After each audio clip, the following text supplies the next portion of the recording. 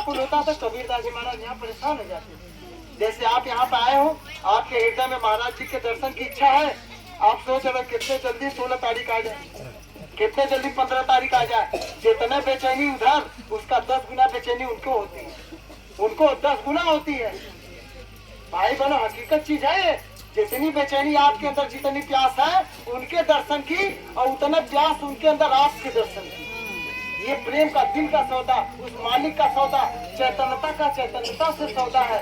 हे प्रेमी भाई बहनों, बलक बुखारे का राजा वहाँ से आया, लोगों ने कहा भाई हिंदुस्तान चले जाओ, वहाँ पे औलिया मिलेंगे, फकीर मिलेंगे, आपको रूहानियत का भेद बता देंगे। और जब हिंदुस्तान आया तो कुछ लोगों ने कहा भाई देखो चले जाओ बनारस, बनारस इलाहाबाद, उधर कोई साधु खोजोगे मिलेंगे।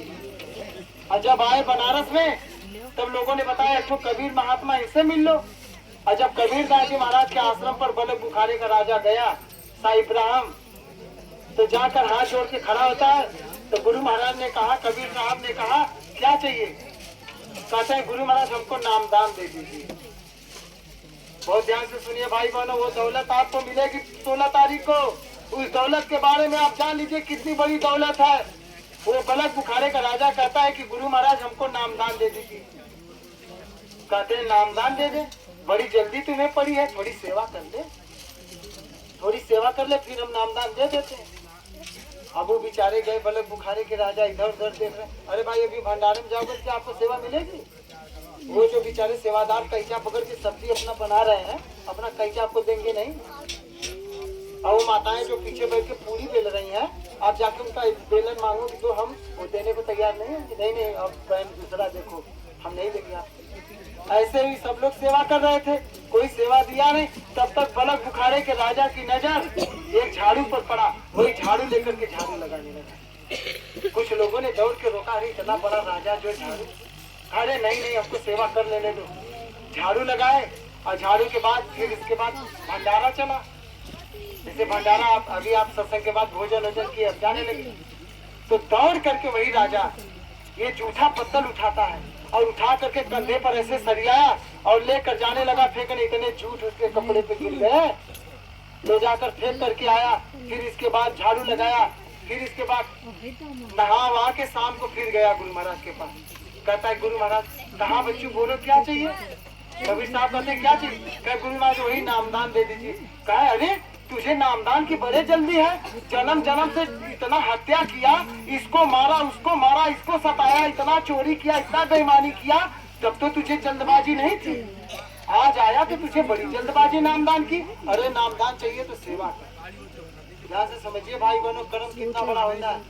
और वो बलक बुखारे का राजा सेवा करने लगा। एक दिन बीता, 2 दिन बीता, 3 दिन, तो महीना बीत गया, महीना से 2 महीना, महीना से फिर साल, 1 साल के बाद 2 साल, 4 साल, 5 साल, 6 साल बीत गए। कितने बरस बीत गए भाई बहनों? 6 साल।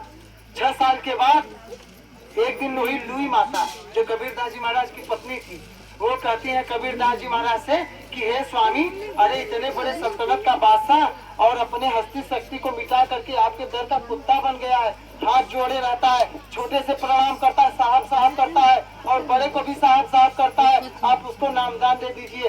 तो कबीरदास जी महाराज कहते हैं अरे लुई, बर्तन भाई गंदा है। लुई माता कहती है स्वामी हाथ जोड़ता है, अरे बाहर से उसका अलग चीज है, अंतर में भाई अपने को बादशाह समझ रहा है, अंदर से बड़ा गंदा है। तो लुई माता कहती कि हम कैसे माने? कहे जब सवेरे नहा के आवे तो थोड़ा सा कूड़ा कचरा इकट्ठा रखो और उसको ऊपर फेंक देना। और सवेरे गंगा जी में से नहा के कबीर ये बलक बुखारे के राजा आ रहे, और लुई माता वही कूड़ा कचरा उसके ऊपर फेंकती है, और जैसे ही कूड़ा कचरा पड़ा आंखें लाल हो गई। कहता है खैर आज तो ठीक है, अगर बलक बुखारे में होता तो तेरी खाल उछुड़वा देता। और बस लुई माता गड़गड़ गड़गड़ कांपने लगी। बात कर गई कबीरदास जी महाराज के पास। कबीरदास जी महाराज कहते हैं क्या हुआ? अरे स्वामी तलवार होती तो मेरी गर्दन उड़ा देता। तब कहते अभी पकने दो। अब भाई अंदर में बाहर से तो हाथ जोड़ता है, बाहर से तो बड़ा प्यारा दिख रहा है, लेकिन अंदर में अपने को राजा समझ रहा है। फिर झाड़ू लगाता रहा, जूठा पत्थर उठाता रहा, करैया धोता रहा। हे भाई बहनों 6 बरस और बीत गए। अब कितने बरस बीत गए? 12 साल। 12 साल के बाद प्रेमी भाई बहनों एक दिन कबीरदास जी महाराज लुई माता के साथ ऐसे बैठे हुए थे, उनकी नजर पड़ी और वो करहिया धो रहा था, करहिया। अब कबीरदास जी महाराज कहते हैं, अरे लुई, आज तो बर्तन दोनों साइड से चमक रहा है, बाहर से भी करहिया चमक रही है, अंदर से भी करहिया चमक रही है।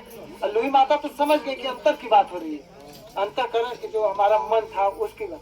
कहते हैं, स्वामी करहिया अंदर तो चमक रही, बाहर तो एकदम काली है। अरे नहीं नहीं लुई, जाके परीक्षा ले लो।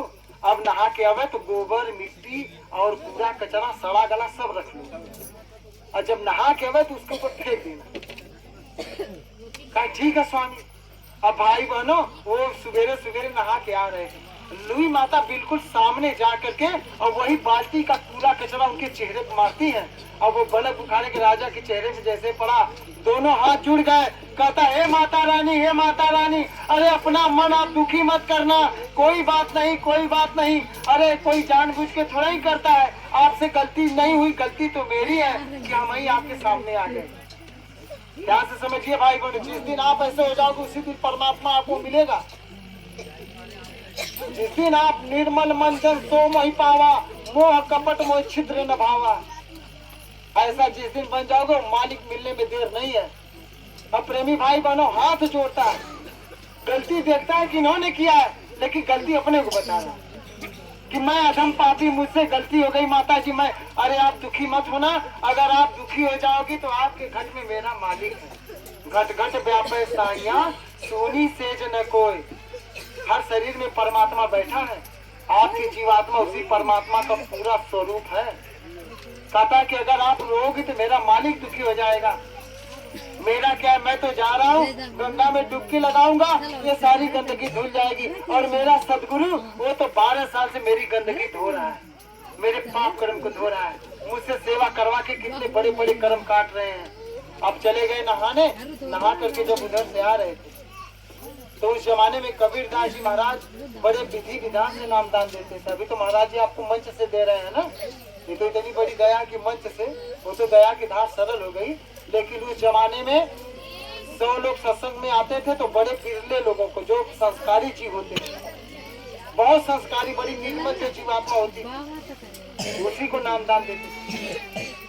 अब देखिए भाई बहनों, उस जमाने में कबीरदास जी महाराज ऐसे जमीन पर चौका, जैसे सत्यनारायण स्वामी का कथा होता है, चौका बनाते हैं कि नहीं बनाते?